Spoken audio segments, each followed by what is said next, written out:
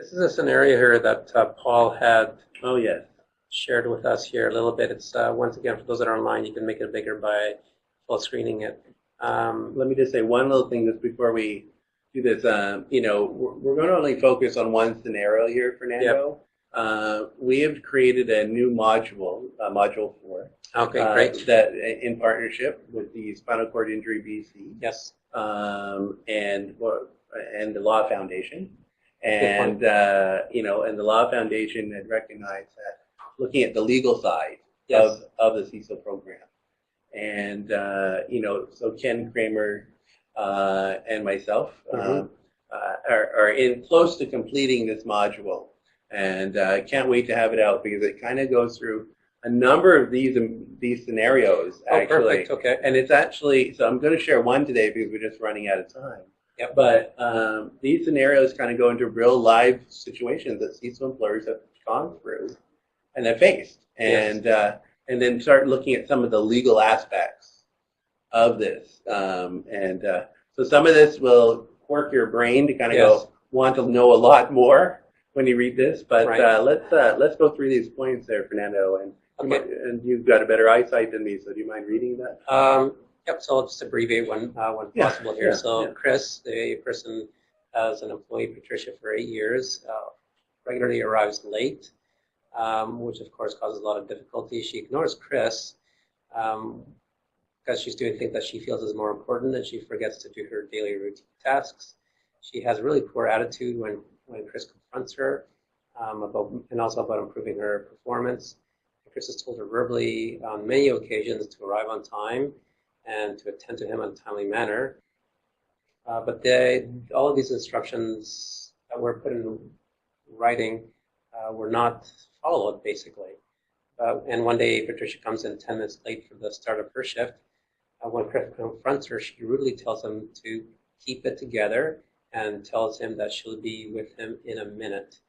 It's a really bad thing to say. No, horrible. That's it for Chris. At the end of the day, he speaks with Patricia privately and tells her that she is terminated with just cause. So of course she's not. She doesn't have severance pay. She expresses concerns about finding a new job at 60 years of age, but Chris has reached his limit, and that's the decision. So the question becomes: yes, did Chris have the right to dismiss Patricia? Right, and this is kind of where we're kind of going through here, and if not, if he didn't have the right to do it, what are the potential consequences? Right. So, yeah.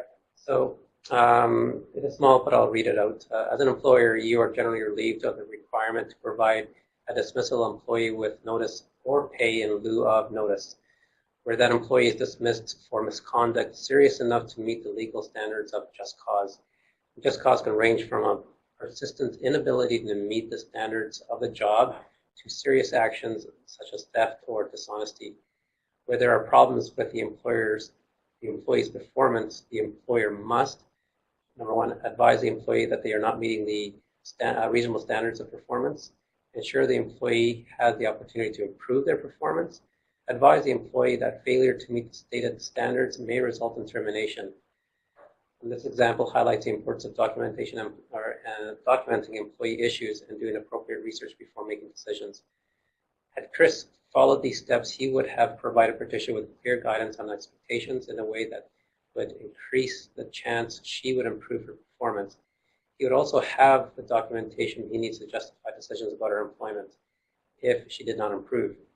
Given Patricia's age and length of service, the alternative is a lawsuit with a potentially significant judgment in her favor. Yeah, so, really here, the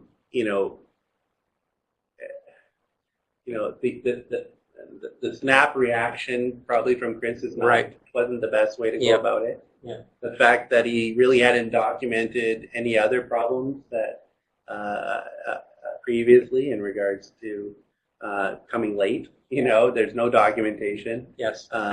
Clearly has put him into a corner. And that what would have been even better for him is at that point of anger was to take a step back and go, let's start the process here.